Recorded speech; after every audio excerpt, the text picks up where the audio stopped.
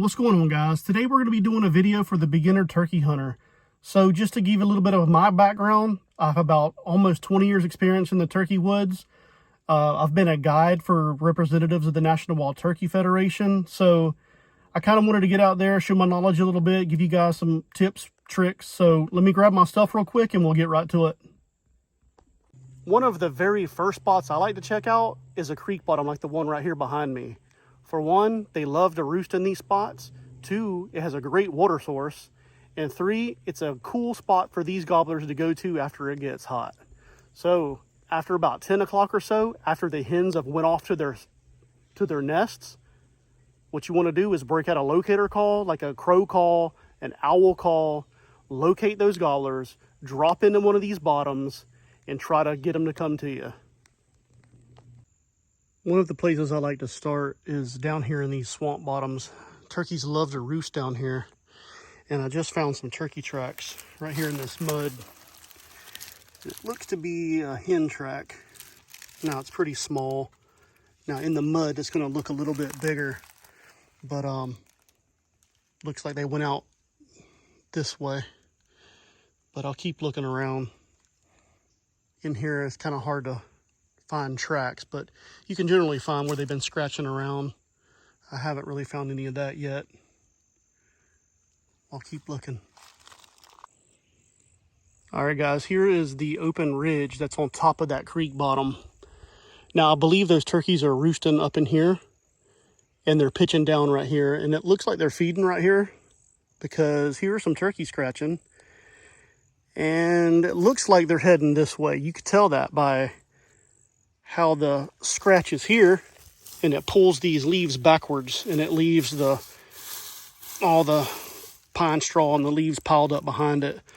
So they went in that direction. So we're going to head this way, and we're going to see if we can find a strut zone, probably where this gobbler's been strutting around for the hens, and usually they'll stay in there for about, I don't know, 30 minutes to an hour before they finally break away and finally go to their nests. Other great spots include a power line, a recently mowed gas line, or an open cutover like this one where it meets taller timber where they can roost. Another great area to check out is a recently burned area like the one right here behind me. Now keep in mind, when it's really, really windy, turkeys can't hear real good, so they'll come to these areas so they can see. Now, also that goes for a power line, a gas line, or any open area. Now let's talk turkey anatomy. They can see and hear about 10 times better than humans can, and they can see in color. So keep that in mind, guys. You want to wear camouflage covering every bit of skin, including your hands and your face. Also, you want to get a good pair of binoculars. That way, when you're on a gas line like this one, or a power line, you can keep a good distance between you and those gobblers. Now, outside of just spotting turkeys riding around in your pickup truck, you're going to have to get out and find them. Now, a good way is to find you an old road that's been plowed up like this and look for tracks. Now, I'm going to spin the camera around so you guys can see this. Now, this track right here is fairly small. It's probably around, I don't know, 3 inches or so. But if we walk up here with some more tracks that I found,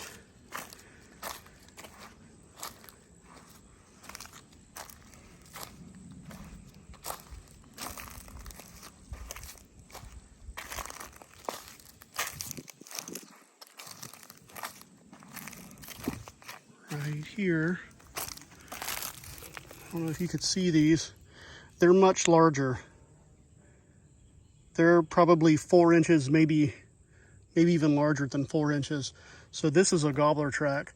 Now there's not very many tracks here, maybe 2 hens plus this gobbler. Now this would be a great spot to come because there's not much competition down here. So this would be one gobbler I'd try to hunt.